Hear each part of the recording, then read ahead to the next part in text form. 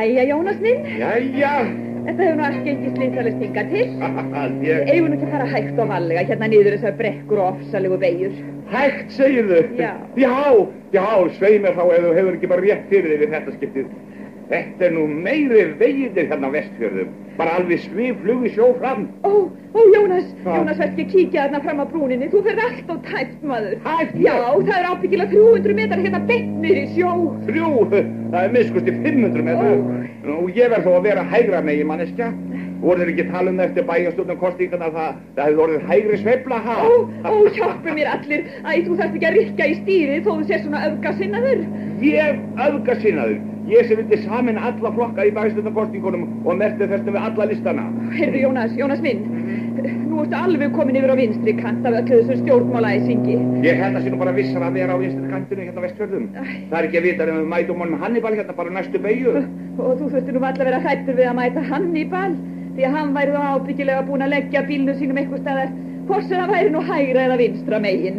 Meinur það sé alltaf sprungið á honum? Já, en hann er nú vanur að bæta jafnharðan.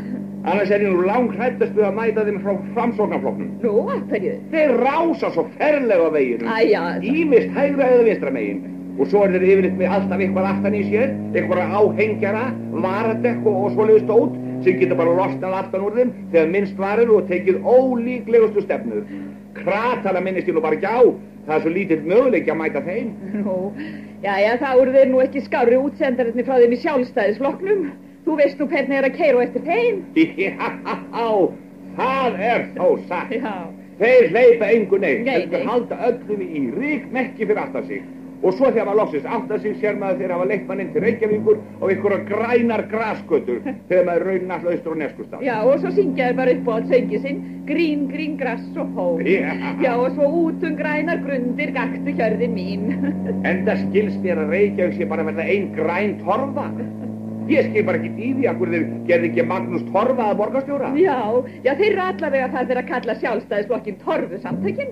Heyrðu, Anna. Já. Anna. Já. Anna mín, hvað á ég að gera? Hvað á ég að gera? Sérðu þetta sem kemur á mót okkur?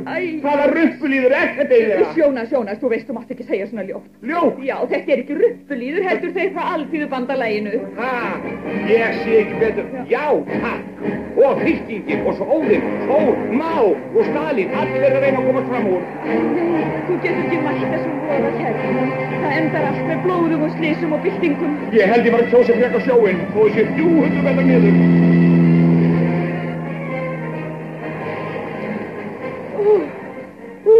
Það Bjarna Guðna sé lofa þetta er afstæðið. Já, takk. Ég hef aldrei getið skilið það fólk sem á þetta alþýðubandalag fyrir uppáhaldslag. Það veldur sennilega engum kollsteypum í stjórnmálum þó að pólitíkin sé skilin eftir heima hjá sjónvarpinu þegar farið er í sumarferðalögin. Aksturinn krefst fullrar einbeitingar, best er að halda jöfnum og góðum hraða þannig að sem minnst sé áhættu saman framúrakstur. En ef stansað er, leggi þá bílnum þannig að hann skapi enga hættu. Kveikið full ökuljós ef útsýni er takmarkað af ryki, rigningu eða þoku. Það er ykkar hagur að það sjáist vel til ferða.